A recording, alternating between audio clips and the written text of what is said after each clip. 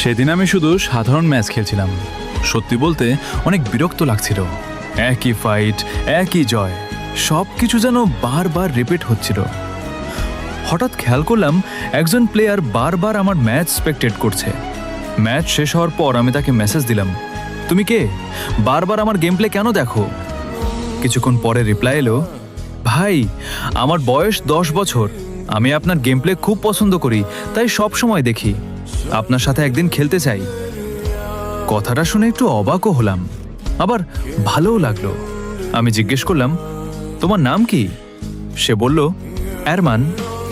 সেদিন আমরা একসাথে খেললাম, তারপর প্রায় প্রতিদিনই খেলতাম। সে আর আমার কাছে কোনো র্যান্ডম প্লেয়ার ছিল না। ধীরে ধীরে সে আমার ছোট ভাইয়ের মতো হয়ে গেল। আমি তাকে খুব আদর করে ডাকতাম। ওর সাথে খেলতে সত্যিই অনেক ভালো লাগতো। কিন্তু একদিন হঠাৎ ওর একটা মেসেজ এলো, ভাই আমি হাসপাতালে, আজ অনলাইনে আসতে পারবো না। আমি জিজ্ঞেস করলাম, কি হয়েছে? ও উত্তর দিল, আমার লাস্ট স্টেজ ক্যান্সার, কাল আমার চিকিৎসা হবে। মুহূর্তের জন্য আমি কি বলবো বুঝতে পারিনি। শুধু লিখেছিলাম, সব ঠিক হয়ে যাবে, কোনো টেনশন নিও না, আমি অপেক্ষা করব। সেদিন খুব তাড়াতাড়ি গেম বন্ধ করে দিলাম। মনে মনে শুধু ওর জন্য দোয়া করছিলাম। একদিন গেল, 2 দিন, 3 দিন, 1 সপ্তাহ। প্রতিদিন গেম ওপেন করতাম, লবিতে তাকিয়ে থাকতাম।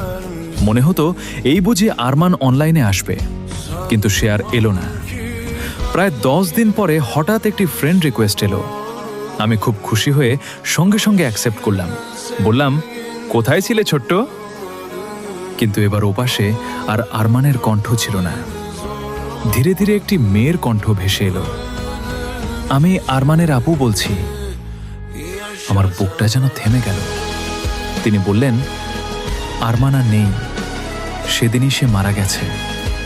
ডাক্তার আগেই বলেছিলেন ওর হাতে খুব বেশি সময় নেই। ওর শেষ ইচ্ছা ছিল আপনার গেম দেখা আর একদিন আপনার সঙ্গে খেলা। বাসায় সবাইকে আপনার কথাই বলতো।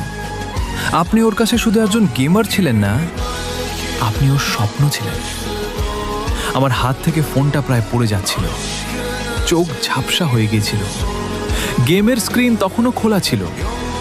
সেদিন জীবনে প্রথমবার আমি ম্যাচ হারিনি, আমি হারিয়েছিলাম একজন মানুষকে।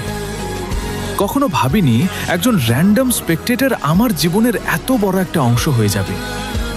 গেমে আমরা অনেক ম্যাচ জিতি, কিন্তু জীবনের কাছে কখনো কখনো সবকিছুই হেরে যায়।